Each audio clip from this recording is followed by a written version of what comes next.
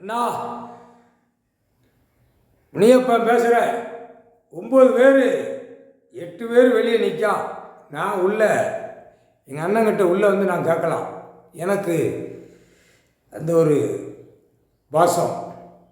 முனியப்பன் நீதிமன்றத்தில் மூளையை திரிச்சு மூளையை வச்சு பாழாக்கி போகிறவன், அகம்பாதம் பண்ணுறவன், டெல்லியிலேருந்து தமிழ்நாடு வரைக்கும் அசிங்கம் பண்ணி அகம்பாதம் பண்ணி வச்சுருக்கான். நீதிமன்றம் கோர்ட்டில் அரசியல்வாதி அவன் குடும்பத்தை எதை வேற பிடுங்கணும், எந்த வேற பிடுங்கணும், எந்த வேரோட அடியோட ஒழிக்கணும்னு வேற பிடுங்கி விட்டுருவேன்.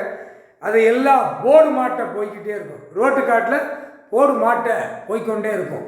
போர்டு மாட்டணும்ல, போர்டு மாட்டினா தானே எங்கள் அண்ணன் ஈஸ்வரன் லிங்கத்திலேருந்து உலக நாடு பார்க்கணும், தாய் இந்தியா நாடு முழுவதும் பார்க்கணும், தமிழ்நாட்டிலையும் பார்க்கணும்.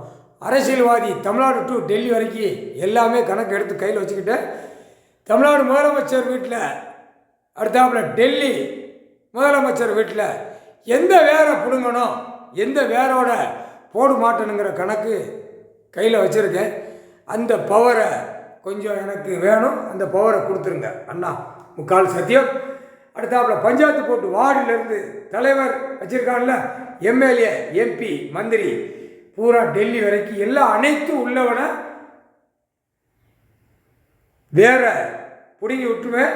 போடு மாட்டுறதுக்கு போயிடுவான். எனக்கு அந்த பவர் வேணும். இந்த அரசியல்வாதியை முடிக்க வேண்டிய இந்த செம்மத்தில் அந்த பவர் எனக்கு வேணும். முக்கால் சத்தியம். சந்தோஷம். எழுதிருங்க அண்ணா. ஏட்டு கணக்கு எழுதிருங்க. நான் இப்போ உள்ள எழுத்து கணக்கில் நீதி அரசர்கிட்ட ஒவ்வொன்றா போடு தூக்கி ஏற்ற ஏற்ற ஏற்ற ஏற்ற உங்கள் காலடியில் அந்தந்த லிங்கத்து நீதி அரசராக உட்காந்துருப்பிய அங்கங்கே நான் கணக்கு கொடுத்துருந்தேன். முக்கால் சத்தியம்.